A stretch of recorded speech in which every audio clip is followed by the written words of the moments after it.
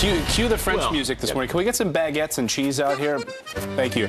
Because Je t'adore. I just learned that name. The Washington Post seems to be turning French. Post. You know why? If you read the Washington Post, Je t'adore. They seem to be fawning over the new French president, Emmanuel Macron, because, number one, we saw in the Paris Climate Accords, he's gotten a stronger back, I guess, standing up. Oh, yeah, the handshake. To President Trump, saying, you know what, we're going to step forward and be the leader of the free world. So he's been leader for like a month? A month, yes. He just won an election. Good for him. Congratulations. But this is a news article that caught our eye from the Washington Post. This is, again, not an editorial. This is a news article. It said, and I quote, "In a sense, he, Macron, is already a star, elected 39 just a month ago, the Prince Regent of Paris and Pittsburgh alike. Less than a month after his landslide victory in the French presidential elections, the boyish and photogenic Emmanuel Macron has become the anointed darling and principal spokesman of political moderates around the world, a fierce advocate of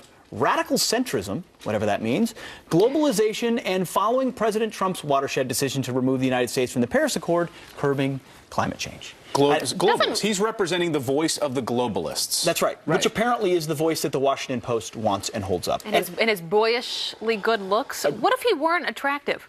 Would he not be a star? Apparently not. They call him frumpy. But if you replace the name Macron with Barack Obama in 2009, it would read the exact same. Yeah. I mean, think about it. It's not about America for them. These are globalists at the Washington Post. Global citizens who are like, Macron is much more like Obama, so he's our leader. Well, they didn't leave President Trump out. No, they did give him his own blurb as well, Clayton. Right, here you go. Here's what the... And this is an editorial. For the last fortnight, Trump has presented himself to the world as the caricature of the ugly American, loud, boorish, and ill-informed. For 9 days in Europe and the Middle East, Trump shoved, hectored, and lectured, betraying confidences and demonstrating an ignorance of world affairs. That was from Dana Milbank, writing in the editorial pages of the Washington Post. The left blasting Trump. Okay, turn the page. The question is, what is a radical centrist? Abby? Well, when I think of radical, I think of extreme.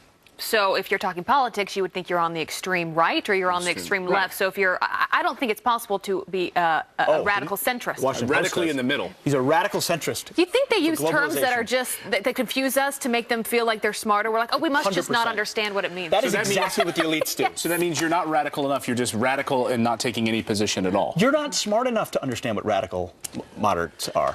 Apparently not. Let us know. What is a radical centrist? Friends at FoxNews.com, let us know. Does it mean you're a globalist who believes in curbing global climate change no matter what and bowing at the altar of it? Is that radical centrism? Like using the government so dramatically to do what you're going to do? But it's moderate. Yeah. You know, I think that's what they discuss when they're sipping their lattes and their skinny jeans of like, how can we make this blurb sound really intellectual? Yes. I asked for a baguette and cheese. Oh, it's on the way. Thank you.